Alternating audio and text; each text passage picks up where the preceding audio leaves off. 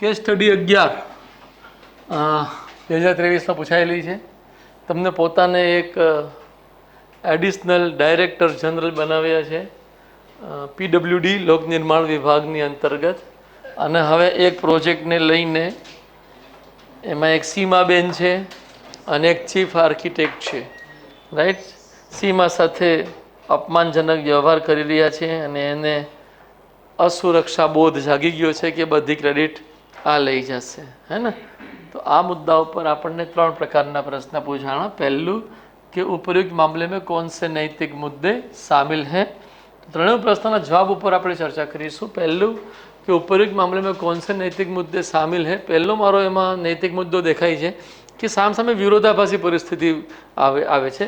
એક તરફ આપણી સમક્ષ વરિષ્ઠતાનો આદર્શ હોય છે કે વરિષ્ઠનું સન્માન થવું જોઈએ, અને બીજી તરફ આપણને અનુભવનો આદર્શ હોય છે કે અનુભવીને આપણે સાંભળવું જોઈએ. સામે નવીનતા ઇનોવેશનનું પણ એટલું જ મહત્ત્વ છે.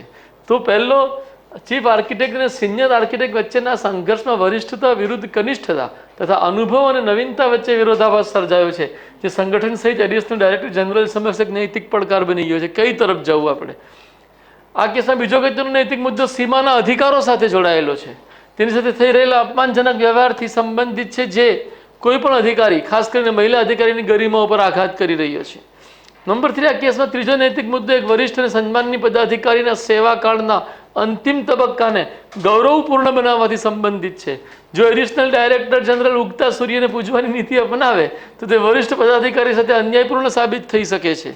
કે આ તો હવે સમાપન સમારોહ ઉજવાઈ રહ્યો છે, તો હવે જે આવી રહ્યા છે એનું જ આપણે સન્માન કરીએ, તો એ એક પ્રકારનો બહુ જ જટિલ અભિગમ થઈ જાય. પ્રોજેક્ટના ઉદ્દેશો અને પ્રોજેક્ટની ગુણવત્તાને ધ્યાને રાખી સીમાના સૂચનો ઉપર આગળ વધવું વધુ બહેતર છે, પરંતુ જો આવો નિર્ણય લેવામાં આવે તો તેનાથી ચીફ આર્કિટેક્ટના સન્માનને ઠેસ પહોંચી શકે છે. આવી જ સ્થિતિ ચીફ આર્કિટેક્ટની નીતિ ઉપર ચાલવાથી ઊભી થાય છે કે ચીફ આર્કિટેક્ટની પદ્ધતિથી પ્રોજેક્ટ પર પ્રોજેક્ટ પાર પાડવામાં સમય પણ વધુ લાગશે, તો પ્રોજેક્ટનું મૂલ્ય પણ ઓછું જ રહેશે, એટલે કે એની ક્વોલિટી ઓછી રહેશે. આવી સ્થિતિમાં પ્રોજેક્ટની ગુણવત્તા સાથે સમજૂતી કરવાનો પ્રશ્ન ઊભો થશે, જે નૈતિક દ્રષ્ટિથી યોગ્ય નથી કે તમે ગુણવત્તાના ભોગે આ કામ કરી રહ્યા છો. હવે આ પ્રકારની મુદ્દાઓની સાથે આપણે બીજો પ્રશ્ન લઈશું. આ એક વિચાર છે. હવે આના આધારે આપણે વિકલ્પોની વિચારણા કરશું. तो प्रोजेक्ट को पूरा करने के लिए तथा सीमा को संस्था में बनाए रखने के लिए आपके पास क्या विकल्प उपलब्ध है. तो મેં કુલ 3 વિકલ્પ બનાવ્યા છે મારા યુવાનો. બની શકે ચોથો, પાંચમો, છઠ્ઠો આવી શકે, બટ મને લાગ્યું છે આ 3 વિકલ્પ હું બનાવું, શબ્દ સીમાનું પણ પાલન થાય. વિકલ્પ 1 છે સીમાના સૂચનોનો અમલ કરવા માટે આદેશ આપવો તથા ચીફ આર્કિટેક્ટને શાંતિપૂર્ણ અને અનૌપચારિક સમજાવટ દ્વારા વિશ્વાસમાં લેવા કે સીમાના સૂચનો અને સીમાની ભૂમિકાથી તમારે અસુરક્ષિત મહેસૂસ કરવાની જરૂરિયાત નથી. આ પ્રોજેક્ટને અંતિમ તબક્કા સુધી તમે જ લાવ્યા છે, કારણ કે પ્રોજેક્ટ અંતિમ તબક્કા સુધી તો આ જ લાવ્યા છે. હવે સેન્ચુરી મારી સચિને અને છેલ્લે 10 ઓવરમાં 15 રન માર્યા ધોનીએ, તો મેન ઓફ ધ મેચ કોને આપવાનો? સચિનને આપવાનો ભાઈ. સીધી વાત છે ને. આપણે આ વાત સમજાવવી પડે ને કે તમે અસુરક્ષિત મહેસૂસ કરવાની જરૂરિયાત નથી. આ પ્રોજેક્ટને અંતિમ તબક્કા સુધી તમે જ લાવ્યા છો અને તમે જ પ્રોજેક્ટ અંગેનો યશ પ્રાપ્ત કરવાનો અધિકાર ધરાવો છો. આવું આશ્વાસન આપણે આપીશું એને. આ સાથે જ સીમાને પણ અનૌપચારિક સંચાર દ્વારા વિશ્વાસમાં લેવી જોઈએ અને તેને ચીફ આર્કિટેક્ટ સાથે સંકલન સાધવાનો આદેશ આપવો જોઈએ કે ઠીક છે, થોડાક સિનિયર છે, ક્યારેક કડવું બોલી પણ દે, થાય એવું, પરંતુ હવે એવું નહીં કરે એવી મેં એમની હારે વાત કરી છે. તમે પૂરા સાથ સહકારથી અને આત્મવિશ્વાસથી એની સાથે જોડાઈને તમારી ભૂમિકા અને કર્તવ્ય નિભાવો. રાઈટ. પછી વિકલ્પ 2 છે સીમાને આદેશ આપવો કે તેઓ ચીફ આર્કિટેક્ટના આદેશોનું પાલન કરે તથા તેમના સૂચનોના અમલ માટે કોઈ આગ્રહ ન રાખે. આ બીજો વિકલ્પમાં શું છે? સીમાને આપણે એકદમ સાઈડમાં રાખી દઈએ છીએ કે ભાઈ તું જુનિયર છે, તારી ઓકાતમાં રહે. આ પ્રોજેક્ટના સંબંધમાં સીમાને સ્પષ્ટ જણાવી દેવામાં આવે કે તેઓ પોતાના વિચાર અને કૌશલ્યને આ પ્રોજેક્ટમાં એ જ રીતે અમલમાં લાવે જે રીતે ચીફ આર્કિટેક્ટ આદેશ આપે છે. આ સાથે જ ચીફ આર્કિટેક્ટને આદેશ આપવામાં આવે કે તેઓ સીમા સાથેના વર્તનને સંગઠનના નિયમો મુજબ જાળવી રાખે. કોઈ પણ પ્રકારનો અપમાનજનક વ્યવહાર તેમના માટે નિયમનું ઉલ્લંઘન જ ગણાશે અને તેના સંબંધમાં જરૂરી કાર્યવાહી કરવામાં આવશે. એને પણ કહી દેવું પડે, કારણ કે સીમાના અધિકારો સાથે કોઈ પણ સ્થાને કોઈ પણ પ્રકારનો કોમ્પ્રોમાઇઝ કરી શકાતો નથી. આપણે કરીશું નહીં એવો કોઈ વિકલ્પ વિચારી શકાય નહીં કે સીમાએ થોડુંક સહન કરવું જોઈએ, આપણે એવું ના બોલાય. વિકલ્પ 3, આ સમગ્ર મુદ્દો સંગઠનમાં સંચાર અને પદ સોપાનથી જોડાયેલ છે, જેમાં સંચાર એટલે કમ્યુનિકેશન અને પદ સોપાન એટલે કોણ ઊંચે કોણ નીચે, નીચેના પદાધિકારી ઊંચાના પદાધિકારી જોડાયેલ, જેમાં વ્યક્તિગત અહંકાર અને આકાંક્ષાઓ પણ ક્યાંક સામેલ થાય છે. આવી સ્થિતિમાં એડિશનલ ડાયરેક્ટર જનરલ અનૌપચારિક સંચાર દ્વારા આ મુદ્દાનું સર્જનાત્મક સમાધાન લાવવાનો પ્રયત્ન કરી શકે. આ બાબતમાં બંને અધિકારીઓને બોલાવી તેમની સાથે પહેલાં અલગ અલગ વાત કરી તેમનો પક્ષ સમજે અને પછી તેઓ સંગઠનના હોદ્દા ધારકની હેસિયતથી બંને વચ્ચે મધ્યસ્થ રહી હકારાત્મક સંબંધ સ્થાપિત કરે તેમજ પ્રોજેક્ટમાં સહકાર સ્થાપિત કરે. બંનેની ચિંતાઓનું અનૌપચારિક સંબંધોના આધારે સમાધાન રજૂ કરે. એકને જસ જોઈએ છે અને એકને અધિકારનો પ્રશ્ન છે. એને કોઈ જસ નથી જોતો.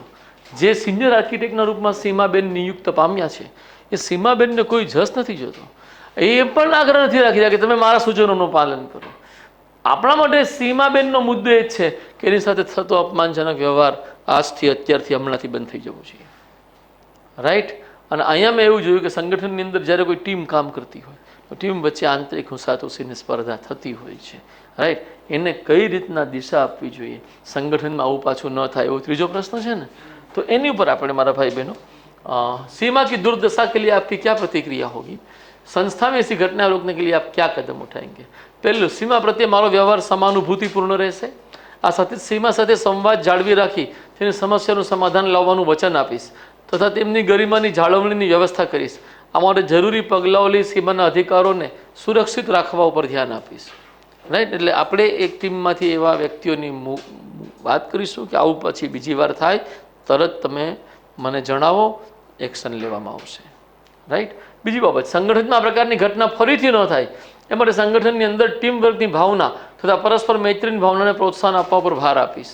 આ બાબતમાં જરૂરી લાગે તો અનૌપચારિક કાર્યક્રમો, સંમેલન અને વર્કશોપનું આયોજન કરીશ કે જેમાં લોકોને તાલીમ આપવાની સાથોસાથ સંગઠનના લોકો વચ્ચે અનૌપચારિક સંચારને પ્રોત્સાહન મળે. મતલબ એક પ્રકારનું આયોજન થાય કે જેમાં 1 કલાકનું ટ્રેનિંગ હોય, પછી સાથે બેસીને હળીમળીને જમો કરો, નાસ્તા પાણી કરો. રાઈટ. રાત્રે તમે એમાં મ્યુઝિક પ્રોગ્રામ ગોઠવી શકો સાંજના સમયે કે ભાઈ તેમાં જેમાં લોકો વ્યક્તિગત રીતે એક ટીમ બને.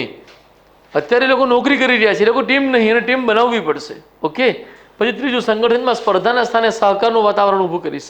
સંગઠનમાં વૈયક્તિકતાના તત્વોને સામૂહિકતા સાથે એકીકૃત કરવાનું વાતાવરણ ઊભું કરીશ કે જેમાં દરેકને એવો અહેસાસ થઈ શકે કે તે સમગ્ર ટીમનો એક અભિન્ન હિસ્સો છે અને તેના કાર્યોનું સન્માન એટલે જ થઈ રહ્યું છે કારણ કે ટીમ તેને સંપૂર્ણ સહકાર આપી રહી છે.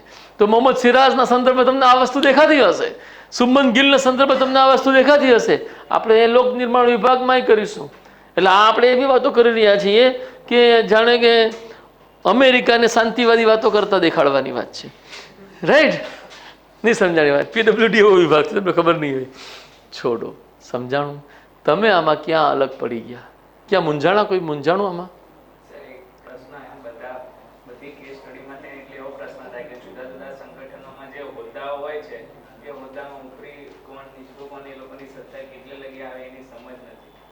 બેટા, બે વસ્તુ છે કે એની સમજ હશે એવી દરેક હોદ્દાને લઈને UPSC પણ એક્સપેક્ટ ના કરતું હોય, પણ શબ્દોથી એટલી તો ખબર પડે ને કે ડિસિઝન મેકિંગ પાવર, જેમ કે ચીફ આર્કિટેક્ટ અને સિનિયર આર્કિટેક્ટ, આ બે શબ્દ આવ્યા તો આપણને ખબર પડી ગઈ ને ચીફ આર્કિટેક્ટ જે છે એ સિનિયર છે અને એને જ સત્તા હશે.